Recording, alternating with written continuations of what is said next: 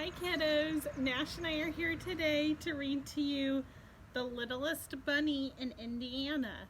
So this next coming weekend there is a holiday that some people celebrate called Easter.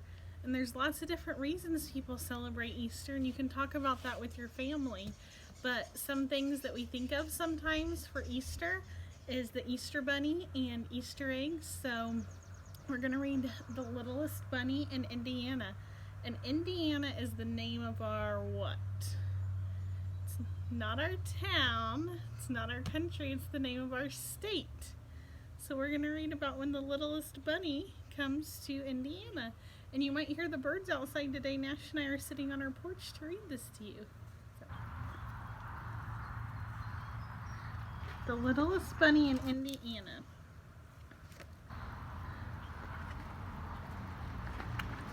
And this tells us the author is Lily Jacobs, so she wrote the words, and the illustrator is Robert Dunn, so the illustrator drew the pictures. Not long ago, in a land you might know, lived a girl named May and a boy named Joe.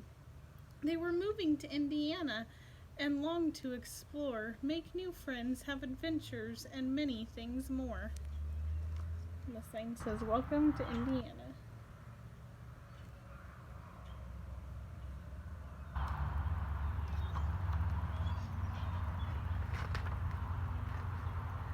On the day before Easter, they rode into town. They went to the pet store and looked all around.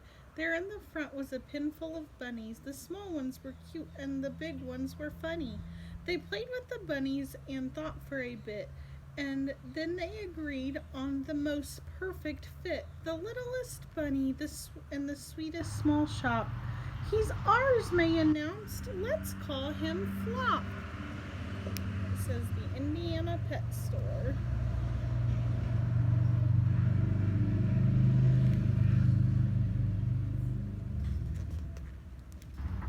So Flop joined the family that sunny spring day. The littlest bunny was now home to stay.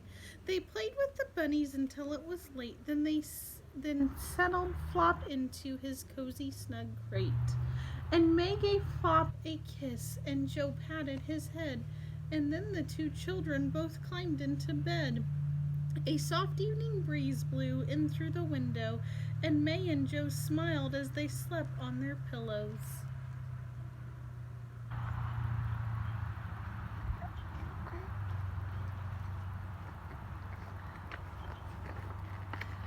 But Flop had no time now to close his own eyes. He was preparing an Easter surprise.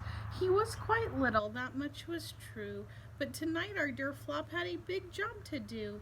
For he had a secret he hadn't let show. He was the Easter Bunny and he had to go. A magical wind gave his whiskers a tickle, his nose how it twitched, and his ears how they wiggled. Soon Flop was quite different than ever before, and he could not wait for one moment more.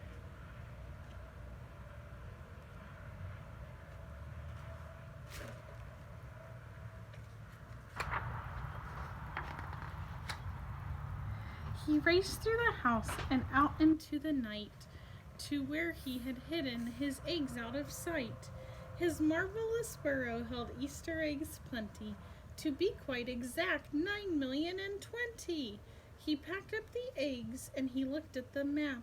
He fastened his goggles and his red flying cap. I want you to think back to last week when we talked about rhyming. So listen for those words that rhyme. Then Flop hopped right into a hot air balloon, and he was soaring as high as the moon. As he watched his first stop grow nearer and nearer, the Hoosier State mission became even clearer.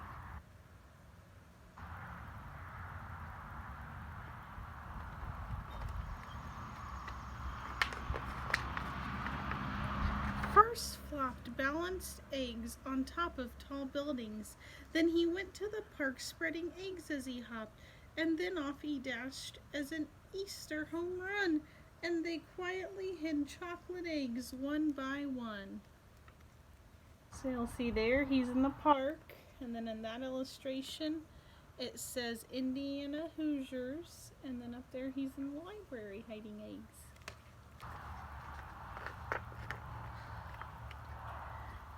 With big bounces here and great giant leaps there, Flop hid Indiana's eggs everywhere.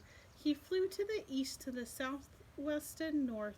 He crisscrossed the state as he raced back and forth.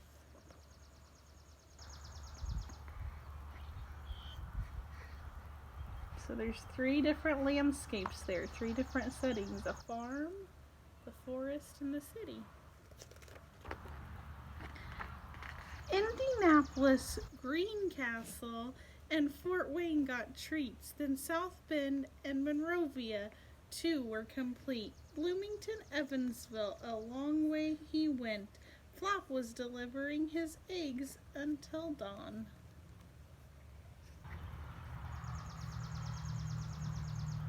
You might have heard some different town names in there you recognized.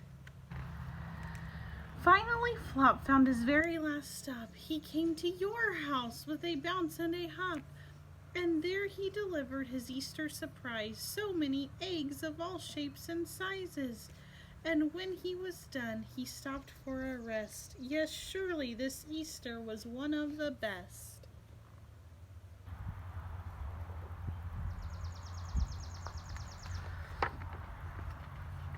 But the morning sun rose on the bright Easter day. It was time to wake up for Joe and for May. But when they went over to find their friend Flop, the door was wide open and the crate was unlocked. There were eggs to discover, for as all children know.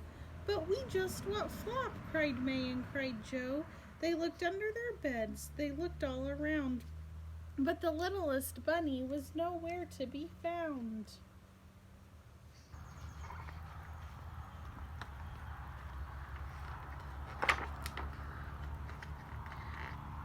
But whose goggles were these? Who unfolded this map?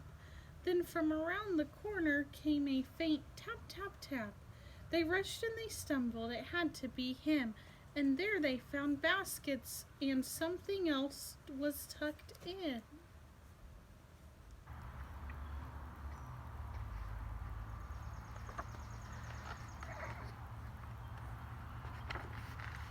It's Flop, they cried out, and held him so close. Joe tickled his ears and May kissed his nose. Flop hugged them back, his new friends so dear. Happy Easter, Indiana. See you next year. So there's them hugging Flop. And in that illustration, if you look close, you'll see an illustration of the city of Indianapolis. So some of you have went there before.